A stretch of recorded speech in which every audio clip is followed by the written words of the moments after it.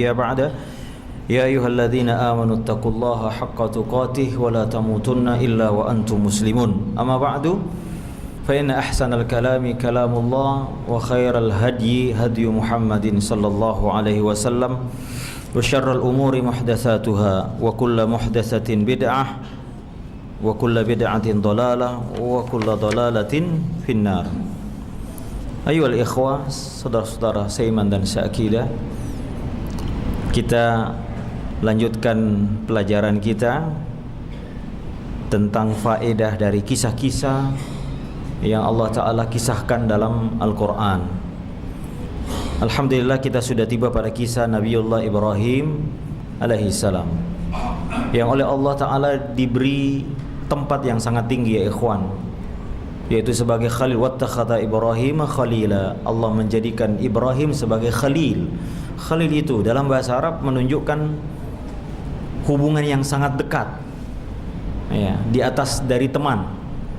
Allah Ta'ala katakan dalam Al-Quran, al-akhillau yawma idzin ba'duhum li ba'din adu illal muttaqin. Dia hari kiamat nanti al-akhilla dari kata al-khala, ya, ini pertemanan akrab akan menjadi hilang, akan hancur, ya, bahkan satu sama lain akan bermusuhan, kecuali persaudaraan yang dibangun di atas ketakwaan, ya, kecuali pertemanannya orang bertakwa, itu akan abadi, hakiki cintanya orang beriman sesama yang lain itu akan diabadi sampai hari kiamat.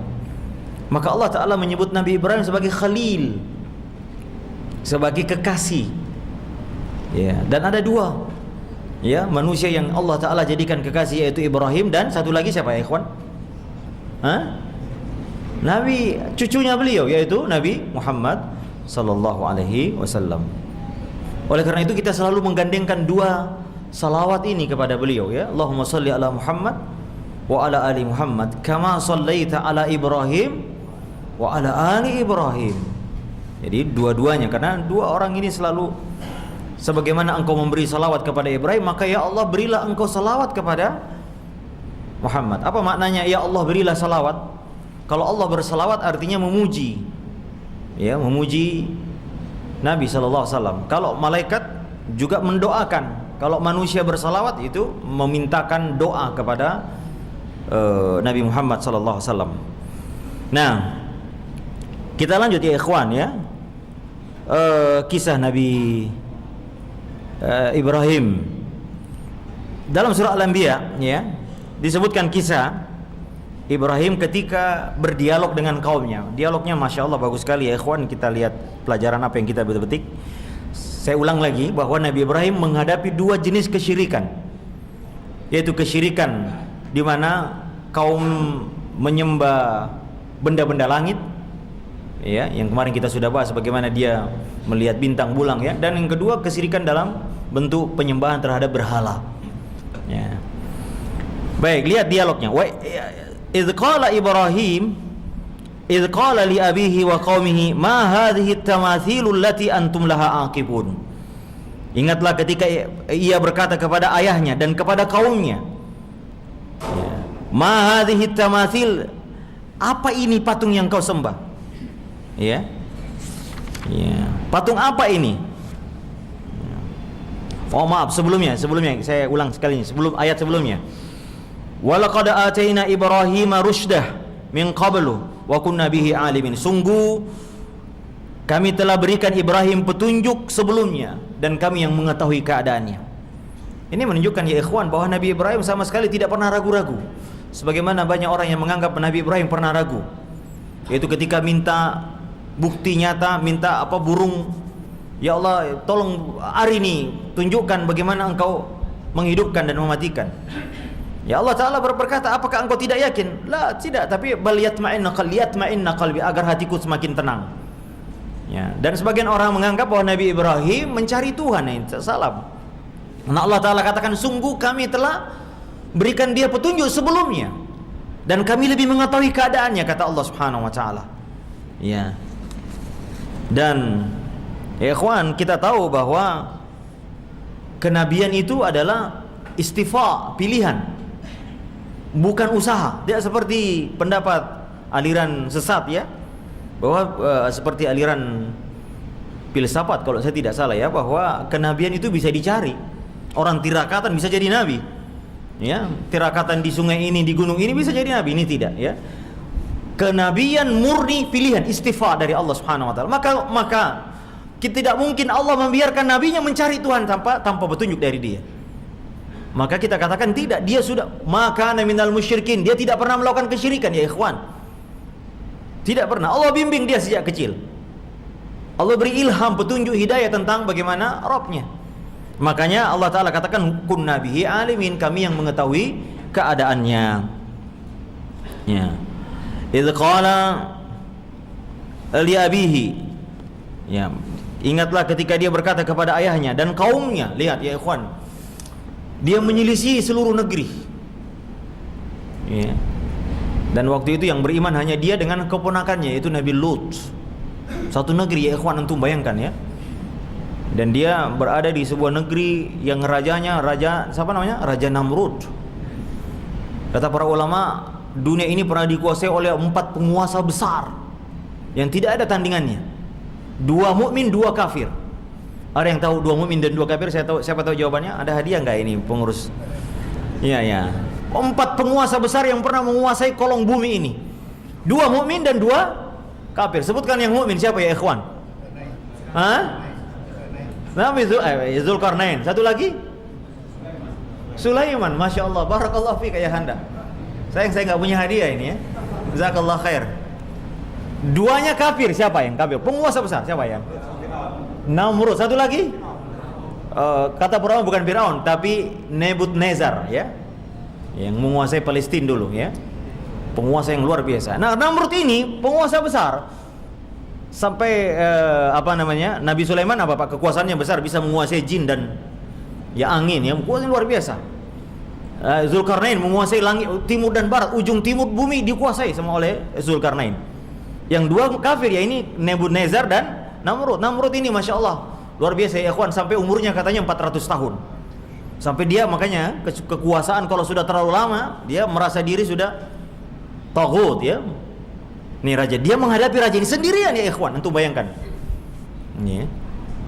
Kalau kita berdakwah di sini kan ada pengurus masjid, kalau ada apa-apa, ustadz ada pengurus masjid yang backing kita. Tenang ustadz, berdakwah aja, nanti kami yang ini tidak ada, antum gimana? Bayangkan. Satu negeri menyelisih. Ya. Ya, maka dia tanya, "Ma hadhihi tamathil?" Ya, patung apa ini? Apa ini yang kau sembah, ya? Yang kau sendiri bikin, yang kau pahat sendiri, lalu kemudian kamu antum laha akifun. Ya. Ini dia ikhwan. Ya. Yang engkau berdiam di sekitarnya, i'tikaf di sekitarnya. Jadi mereka selalu dekat dengan Tuhannya, ya, mereka beribadah. I'tikaf, akifun. Allah menggunakan kata akifun. Ya, ini beri'tikaf. Ya. Patung-patung yang mana akal sehat kalian kira-kira begitu? Mahati tamasil. Dan ya ikhwan, saya terangkan ya kemarin di khutbah Jumat bagaimana bahwa kesyirikan selalu bertentangan dengan akal sehat. Di mana-mana, coba lihat bentuk-bentuk kesyirikan bertentangan dengan jiwa yang fitrah, hanif dan akal yang sehat. Makanya kalau antum pakai akal sehat, bagaimana mungkin kok Tuhan-Tuhan disembah, manusia biasa Yesus kok disembah, dijadikan Tuhan? Ya, tidak benar. Bagaimana kuburan didatangi, dimintai tolong? Subhanallah. Jangankan kubur Nabi saja tidak boleh didatangi, ikhwan. Kata Nabi, la taj'al qabri 'ida. Jangan jadikan kuburku sebagai 'ida. 'Ida apa? 'Id artinya apa? 'Id. Sesuatu yang sering dikunjungi berulang-ulang. Makanya hari raya disebut 'Id karena dia berulang-ulang datang, setiap tahun datang. Nabi melarang kuburannya sering-sering dikunjungi, ya ikhwan. Tapi kalau jamaah Indonesia sering banget tuh, pagi siang sore kuburan. Mana? Ini Ustaz mau ziarah kubur lagi, ziarah pagi siang sore kayak orang minum obat. Tidak boleh. Karena Nabi menutup pintu agar beliau tidak dikultuskan. Makanya alhamdulillah, tsumma alhamdulillah, kubur Nabi ada di Madinah. Coba kalau di Jonggol ya ikhwan. Untuk bisa bayangkan kalau kuburan Nabi ada di Indonesia. Ya, insyaallah. Nabi jadikan jangan sering-sering kunjungi. Ya. Yang kita datang ke Madinah mengunjungi apa, Pak? Ziarah masjid. Itu yang sunnah. Yang sehari masjid. Ini sholat berjamaah jarang-jarang, tapi kalau ke kubur Nabi rajin. Untung di kubur Nabi itu banyak askar, Pak. Ya ada orang berdoa di sini haram. Kalau enggak, waduh, banyak calonnya kali, Pak, ya. Ya, Masya Allah ya ikhwan ya ini. Nah makanya ini nggak masuk akal ini. Bagaimana kok orang datang menjadikan kuburan, menjadikan mana akal sehat mereka? Ini kadang-kadang ini, Masya Allah, Islam ini akal sehat ya ikhwan ya. Kalau akal kita bekerja dengan baik, yang sehat loh ya, bukan yang sudah hilang akal sehatnya. Kalau sudah akal sehatnya, Masya Allah ya ikhwan, dan hatinya masih bersih, masih fitrah, maka dia akan ketemu Islam yang benar. Tapi kalau akal sehatnya sudah berjumpalitan, makanya ini ikhwan, syubhat ini luar biasa ya. Syubhat ini luar biasa. Nah, lalu qalu wajadna aba'ana laha abidin. Ini dia dalih dari zaman ke zaman. Penentang kebenaran terbesar adalah penentang yang berdalih dengan tradisi ya ikhwan. Ini dia. Qalu wajadna, mereka berkata, kami mendapati ayah-ayah kami, nenek moyang kami menyembahnya. Ini dia ya ikhwan, kita lihat, saya bacakan ya, kesamaan dalih, dan sampai sekarang mesti begitu. Dikasih dalil, oh mereka ikut tradisi, ya, tradisi Nusantara ya, makanya saya pakai kopiah ini supaya Nusantara. Ya ikhwan, Masya Allah, dalilnya selalu sama, ukuran kebenaran selalu dilihat dari kebanyakan orang melakukannya. Ustadz, ini kan sudah banyak dilakukan orang, masa semua sesat? Ini dalih yang mereka selalu lakukan sampai sekarang, dari zaman ke zaman, dari nabi ke nabi. Jawaban kalau dikasih kebenaran selalu jawabannya sama. Saya buktikan ya ikhwan. Ya, ketika Nabi SAW berdakwah di Mekah, apa kata orang-orang Mekah? Inna wajadna aba'ana ala ummah wa inna ala atharihim muhtadun. Dalam ayat lain, wa inna ala atharihim muhtadun. Sesungguhnya kami mendapati ayah-ayah kami ya ala ummah, di atas kebenaran. Ya.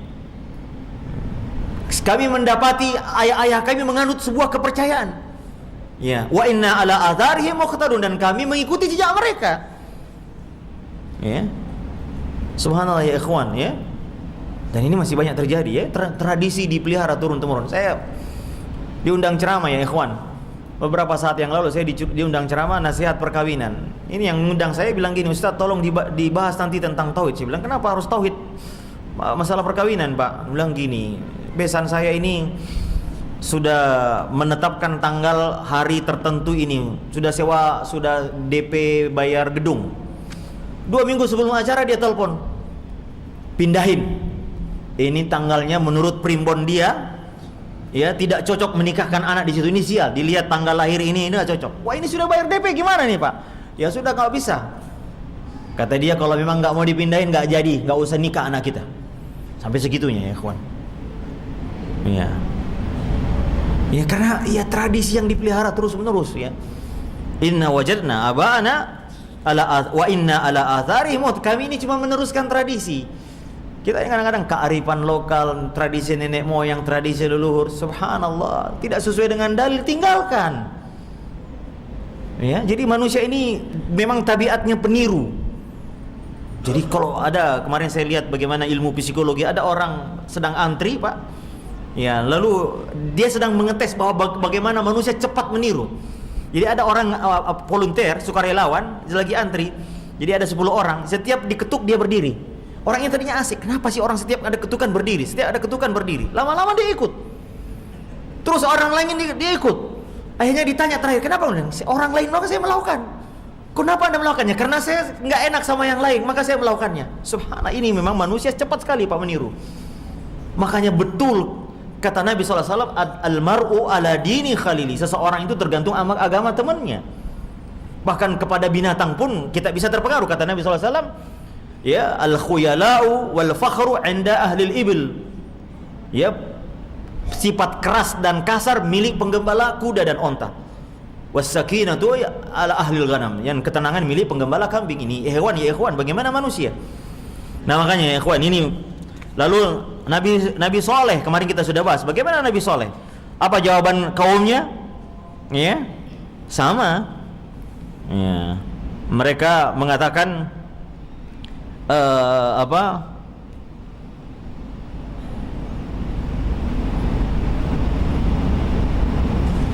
Atanhana an na'budu ma ya'budu abauna? Apakah engkau ingin melarang apa yang sudah disembah oleh nenek moyang kami? Subhanallah. Ini kaum Samud. Ya.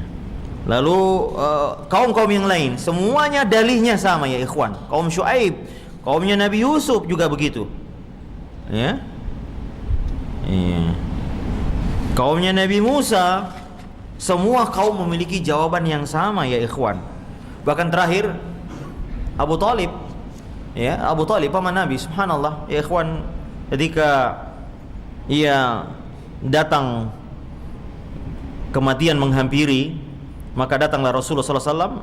Namun demikian ada Abu Jahal dan juga ada Abdullah bin Ubay bin Umayyah, ya. Lalu kemudian Umayyah bin Al-Mughirah datang di sekelilingnya. Jadi ada Rasul, lalu ada 3 sahabatnya Abu Talib. Apa kata Nabi? Ya ammi qul la ilaha illallah kalimatan uhajju laka indallah. Katakan la ilaha illallah wahai pamanku, kalimat yang aku akan membelamu di hadapan Allah nanti. Faqala Abu Jahal wa Abdullah bin Ubay, maka berkatalah Abu Jahal dan Abdullah yang ada di sekitar, ya Abu Talib, atargabu amillati Abdul Muttalib, apakah engkau membenci agamanya nenek moyangmu Abdul Muttalib? Subhanallah. Falam yazal Rasulullah sallallahu alaihi wasallam yu'riduha alaihi wa yu'idanihi bitilkal kalim maqala. Dan jadi apa? Lomba-lomba Nabi mengulang-ulang kalimat ini. 2 orang ini juga mengulang-ulang kalimat ini. Diingatkan tentang nenek moyangnya. Masa kamu tinggalkan tradisi nenek moyang? Akhirnya dia pun meninggal dalam keadaan masih tetap dengan mengikuti agama nenek moyang ini. Maka Nabi sallallahu alaihi wasallam, pamanku masuk neraka walaupun dia diberi neraka yang paling ringan. Waliyadzubillah. Nah ini ya ikhwan, ya, gara-gara tidak enak sama nenek moyang jadi masuk neraka. Makanya ukuran kita ya ikhwan, ukuran kita bukan banyaknya orang yang melakukan.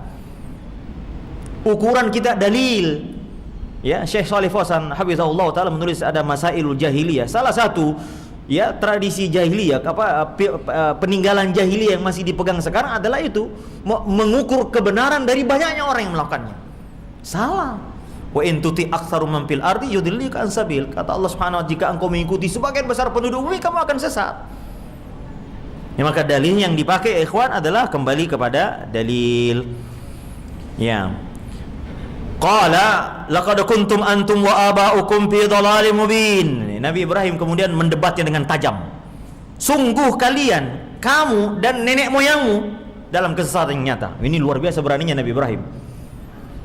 Ikhwan, kalau ada orang yang mengatakan saya melakukan begini Ustaz, ya saya suka tradisi ini, tradisi kesyirikan, lalu kita katakan kamu dan nenek moyangmu terus itu sesat. Oh, itu apa nggak tersinggung orang? Ini Nabi Ibrahim melakukannya. Kau dan nenek moyangmu sesat. Fi dhalalin mubin, sesat, kesesatan nyata. Maksudnya di mana akal sehatmu? Ya. Qalu ajitana bil haqqi am anta minal la'ibin. Mereka mengatakan, apakah engkau mendatangkan kebenaran atau kamu main-main? Jadi dia mencoba menggiring opini. Ini kamu hanya main-main, kau bercanda. Ya. Qala, maka Nabi Ibrahim menjawab dengan tajam, "Barabbukum rabbus samawati wal ard alladzi fatarahunna wa ana ala dzalikum minasyahidin."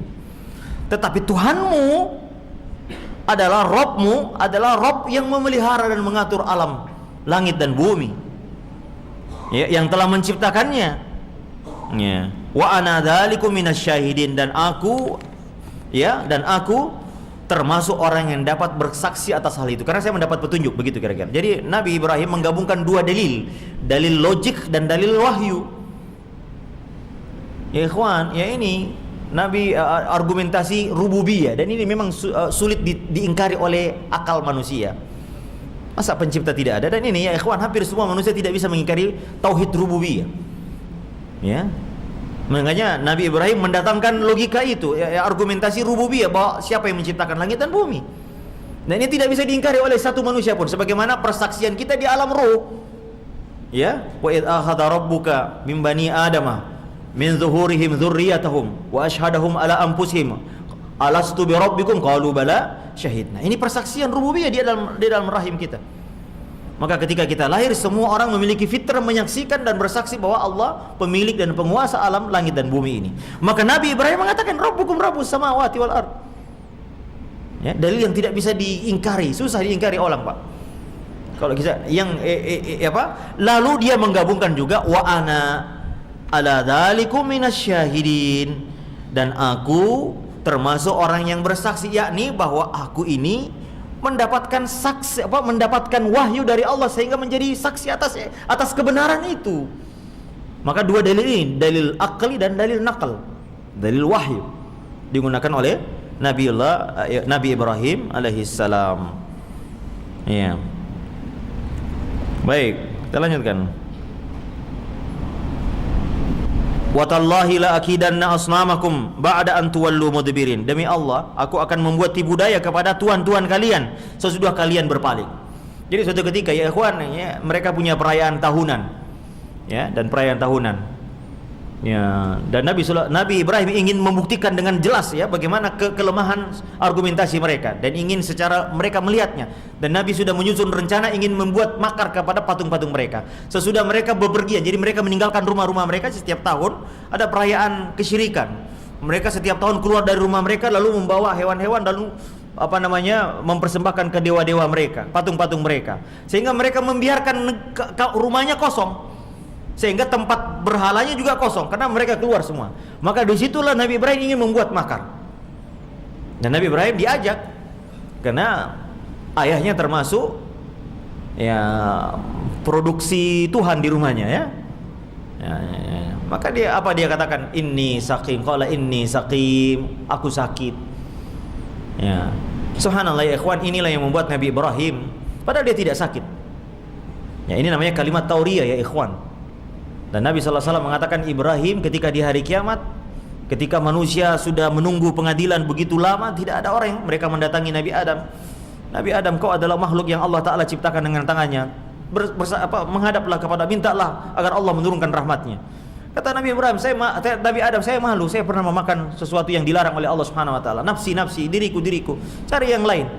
Maka mereka mendatangi Nabi Ibrahim. Nabi Ibrahim, anta Khalilur Rahman, engkau adalah kekasih Allah. Tidakkah engkau melihat manusia tersiksa sekarang menunggu pengadilan ya ikhwan? 50.000 tahun kita menunggu pengadilan, berdiri dalam keadaan matahari di atas kepala kita. Nabi Ibrahim mengatakan, saya malu pernah berbohong. Kata Rasulullah SAW mengatakan, Nabi Ibrahim pernah 3 kali melakukan kebohongan. Yang pertama ketika diajak pergi ikut merayakan, dia bilang, ini sakim, sesungguhnya saya sakit. Bohong atau tidak Pak? Ya bisa jadi dalam bahasa Arab ya, ini sedikit pengetahuan bahasa Arab. Dia sakim itu ismul fa'il. Jadi fa'il itu pelaku. Sesungguhnya aku sakit. Dalam kaidah bahasa Arab, ismul fa'il bisa sekarang, bisa dia akan datang. Artinya saya sedang sakit, bisa juga sekarang atau bisa. Misalnya kita katakan inni dzahibun ila aina tazhab, mau kemana kamu? Lalu kita mengatakan inni dzahibun ila suq, saya dzahibun pergi ke pasar. Maksudnya bisa sekarang, bisa nanti. Dzahibun bisa besok, bisa lusa. Maka bukankah orang berpuluhan sakit di masa yang akan datang? Jadi tidak bohong-bohong banget ini Pak. Ya, tidak bohong main. Namanya tauriyah. Ini sakit, maksudnya kalau ismul fa'il bisa sekarang, bisa masa yang akan datang. Tetapi tetap ini dianggap oleh Ibrahim sebagai sebuah dosa, dan dia malu menghadap ke bagaimana orang yang betul-betul berbohong Pak. Ya, yang bohong yang kedua kapan Pak? Bohong yang kedua ketika Nabi Ibrahim pernah berkunjung ke Mesir.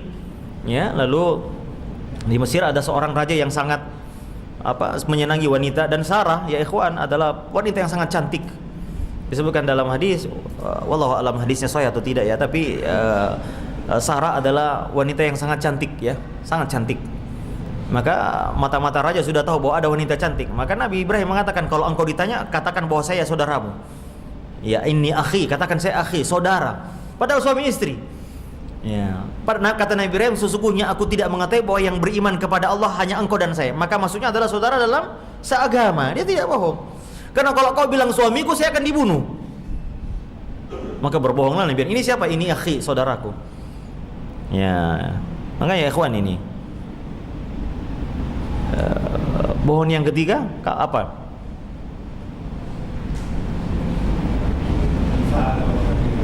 Oh, fa'alahu kabiru, kita akan bahas nanti. Ya, masyaallah, jazakallahu khair. Ya, kita di ayat selanjutnya. Fa'alahu kabiru. Baik.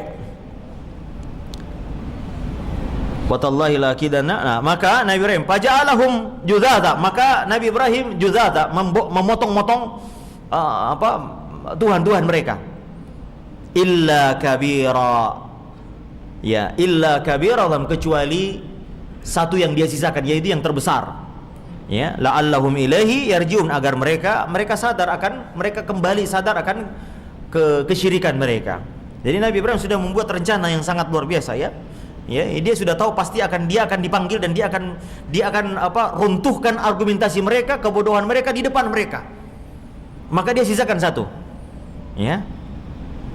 Maka ya ikhwan, ya, setelah mereka kembali dari acara kesyirikan mereka mendapati tempat ibadah mereka berantakan dan tuhan-tuhan mereka sedang berantakan kecuali satu. Maka mereka berkata, qalu man fa'ala hadza bi alihatina innahu laminaz zalimin. Mereka berkata, siapa yang telah melakukan ini kepada Tuhan-Tuhan kami, Tuhan yang tidak berdaya.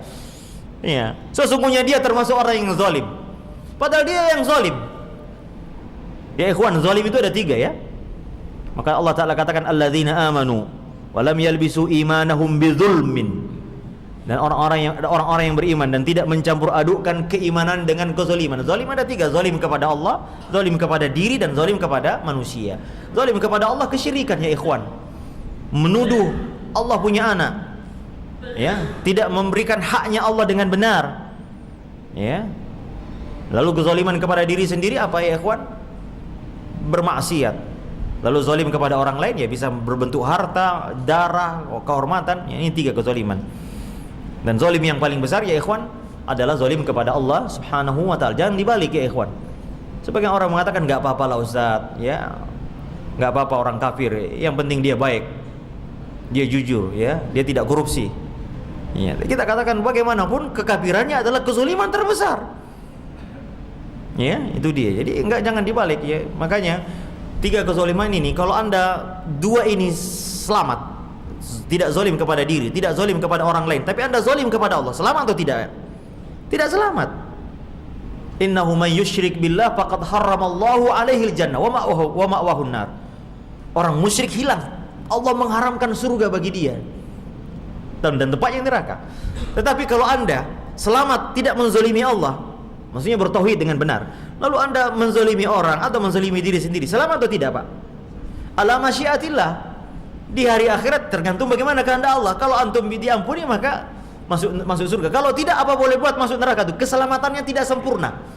Maka Allah Ta'ala katakan di sini, ulaika lahumul amn. Maka keselamatan kita di akhirat sangat bergantung dengan tauhid. Semakin sempurna tauhid Anda, semakin sempurna keselamatan kita di akhirat. Semakin kurang, yaitu karena berbuat dosa, semua bentuk kezaliman berpengaruh kepada tauhid. Ada yang membatalkan, yaitu zalim yang besar, yaitu syirik. Ada yang mengurangi kesempurnaannya, yaitu apa? Dosa-dosa, maksiat, mengambil haknya orang, korupsi. Ini bisa mengurangi, tapi tidak membatalkan, hanya mengurangi. Makanya berkurang juga keselamatan kita. Apa boleh buat, mungkin masuk neraka dulu sebentar, lalu kemudian di akhirat. Makanya Nabi SAW mengatakan setelah selesai pengadilan, orang masuk surga, orang masuk neraka, Allah Ta'ala mengatakan kepada malaikat, ambil orang-orang yang bertauhid yang masih ada di neraka, keluarkan, masukkan ke dalam surga. Pada akhirnya, finally, ya, tapi jangan ambil yang opsi ini, ya ikhwan, ya. Baik, ya. Qalu sami'na fatan yadhkuruhum yuqalu lahu Ibrahim. Mereka berkata, kami mendengar ada seorang pemuda yang namanya Ibrahim. Jadi rupanya, ikhwan, kata Ibnu Katsir dan para mufassirin, ketika Nabi Ibrahim mengatakan itu, ada yang mendengar. Sebagai mufassir mengatakan Nabi sengaja memperdengarkan. Nabi Ibrahim sengaja memperdengarkan kalimat itu, saya akan membuat makar dengan tuhan-tuhan mereka. Maka ada yang mendengarkan. Lalu mereka yang mengatakan, kayaknya kemarin ada yang ngomong mau melakukan ini, namanya Ibrahim. Seorang pemuda, ya ikhwan. Lagi-lagi di sini Allah Ta'ala menyebut pemuda. Ya, lihat, pemuda selalu dimuliakan Allah, karena pemuda paling cepat dan paling bisa diajak menerima kebenaran. Ya, karena hatinya jiwanya masih tidak punya beban. Kalau sudah tua, ya Allah, ya ikhwan, ya sudah banyak komprominya, inilah itu, banyak bargainingnya. Nah, lihat, qalu fa'tu bihi ala a'yunin nas. Mereka mengatakan, datangkan dia di hadapan manusia, la'allahum yashhadun, agar mereka menyaksikan. Ya. Dan ini sudah direncanakan Ibrahim, pasti saya dipanggil. Sebagaimana perkataan Musa ya ketika diundang bertanding melawan Firaun dan tukang sihirnya, apa kata beliau? Mau'idukum yaumuz zina. Ya, pertemuan kita hari raya. Ya. Ayyuhsyaran nasu duha, yaitu ketika manusia berkumpul di waktu pagi. Nah, Nabi Ibrahim juga ingin sengaja di waktu berkumpulnya orang agar mereka hujah ini sampai kepada semua orang. Iya. Lalu qalu a anta fa'alta hadza bi alihatina ya Ibrahim? Mereka berkata, apakah engkau yang melakukan ini kepada tuhan-tuhan kami wahai Ibrahim? Qala. Nah, ini bohong yang ketiga. Jazakallahu khair. Bal fa'alahu kabiruhum hadza fas'aluhu in kuntum in kanu yantiqun. Tetapi yang melakukannya, perhatikan baik-baik ya. Ini bohong atau tidak? Perhatikan redaksinya. Tetapi yang melakukannya adalah yang terbesar dari mereka. Dan ini hebatnya Nabi Ibrahim, penyisaan yang sangat mengagumkan. Kata Syekh Sa'di rahimahullah dalam tafsirnya, ya ikhwan, tidak boleh kita menisbatkan kesyirikan dengan sesuatu nama-nama yang menunjukkan keagungan melebihi yang sama dengan Allah. Tidak boleh.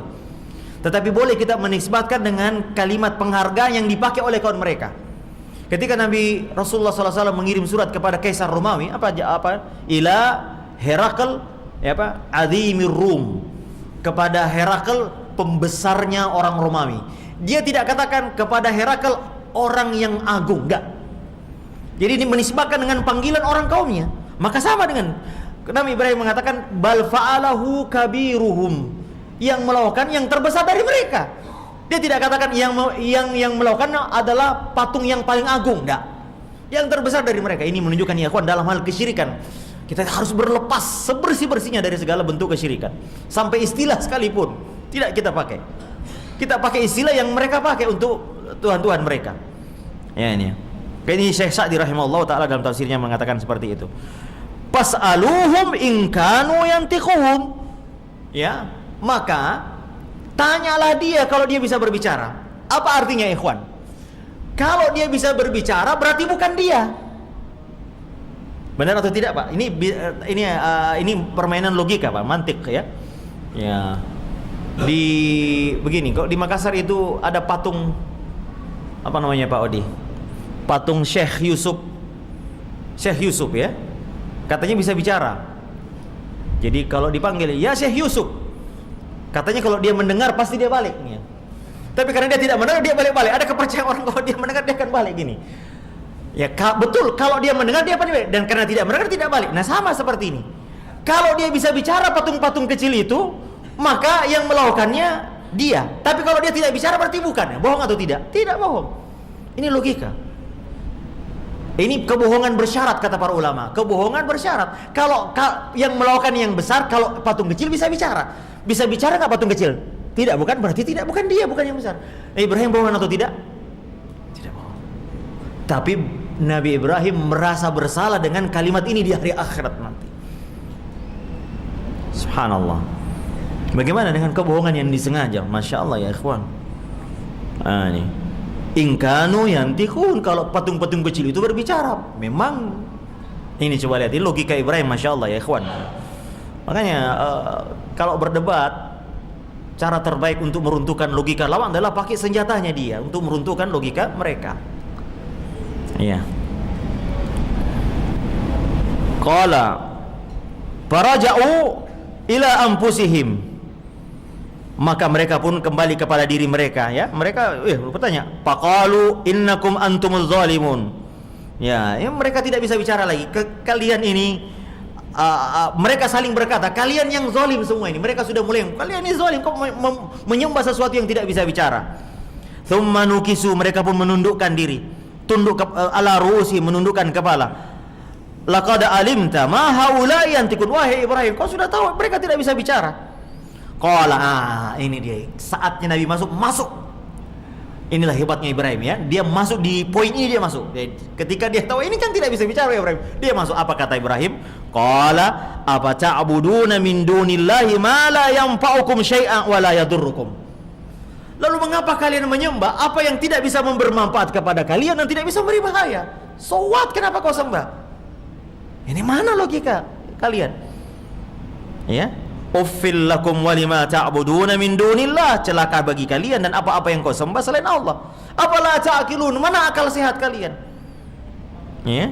Qalu, ini orang kalau sudah kalah dalil, Pak, kekerasan. Apa dia katakan? Harrikuhu, bakar dia. Nah, ini biasanya, Pak. Kalau sudah kalah argumentasi, kalah dalil, biasanya usir dia.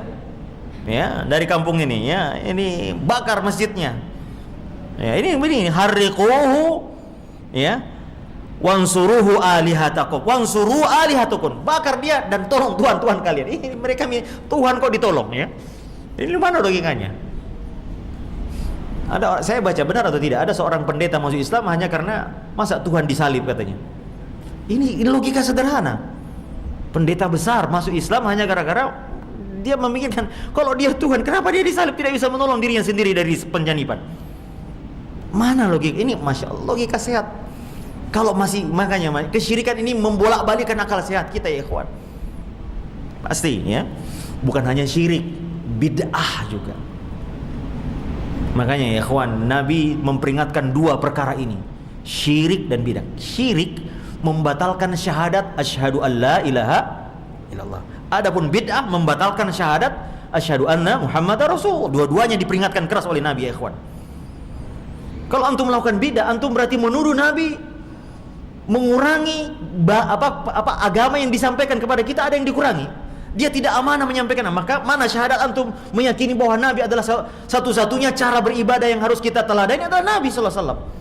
Maka kalau antum melakukan bidah berarti membatalkan syahadat yang kedua. Maka dua perkara ini, ya ikhwan, pasti menyelisihi akal sehat. Coba lihat perbuatan bid'ah, menyelisihi akal sehat. Adapun sunnah disenangi oleh tabiat manusia. Apa kata Nabi? As-sunnatu al-fitratu khamsun. Fitrah itu ada 5. Al-khitan. Semua yang fitrah-fitrah yang disebutkan Nabi disenangi oleh jiwa. Memotong kuku, memelihara jenggot, memotong kumis, semua disenangi jiwa. Hanya orang yang terbalik akalnya mengatakan tidak baik itu sunnah. Mungkin karena sudah terlalu larut dengan logika kaumnya. Ya. Ya ikhwan. Antum melihat bagaimana antum kalau tidak isbal, pemandangan yang indah, akal sehat melihat laki-laki kainnya di atas mata kaki sangat indah sekali. Coba kalau dibawa mata kaki dia injek-injek, mana akal sehat kita? Ya ikhwan, makanya agama ini logik, ya.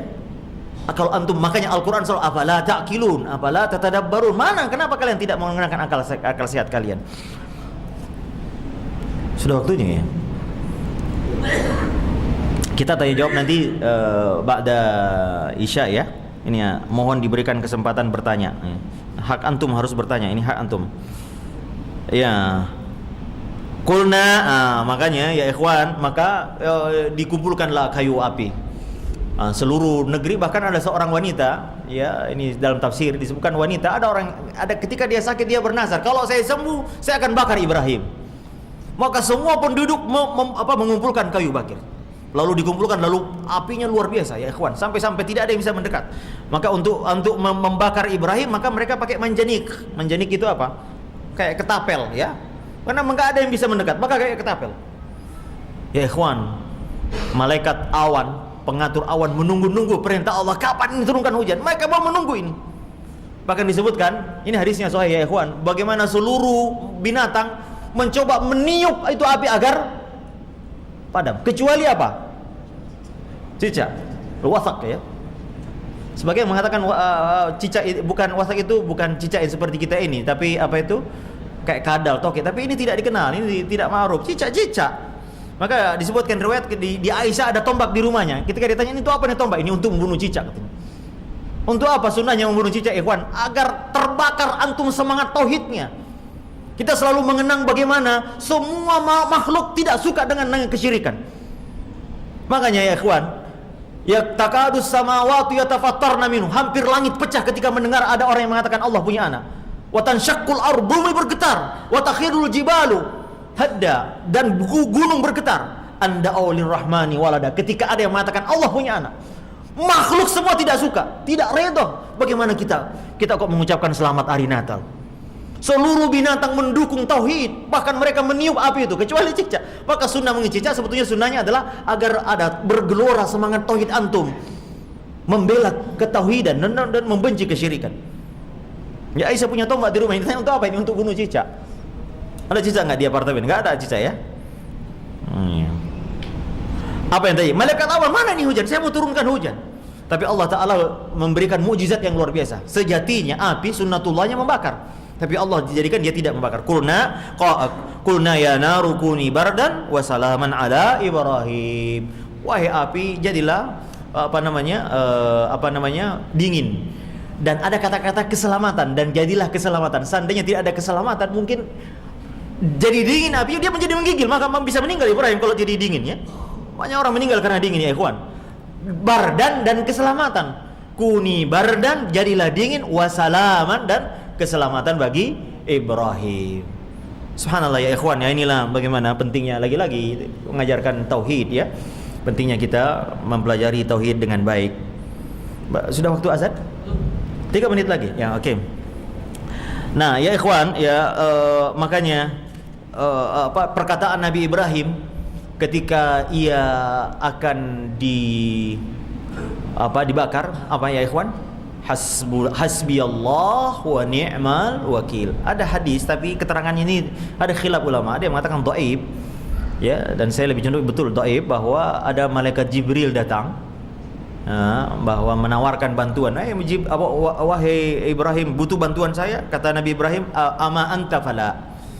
Tapi ini hadisnya ada banyak komentar tentang kesahihan hadis ini. Nah, bayangkan kalau benar misalnya hadis ini, kita katakan Jibril itu 600 sayapnya ikhwan.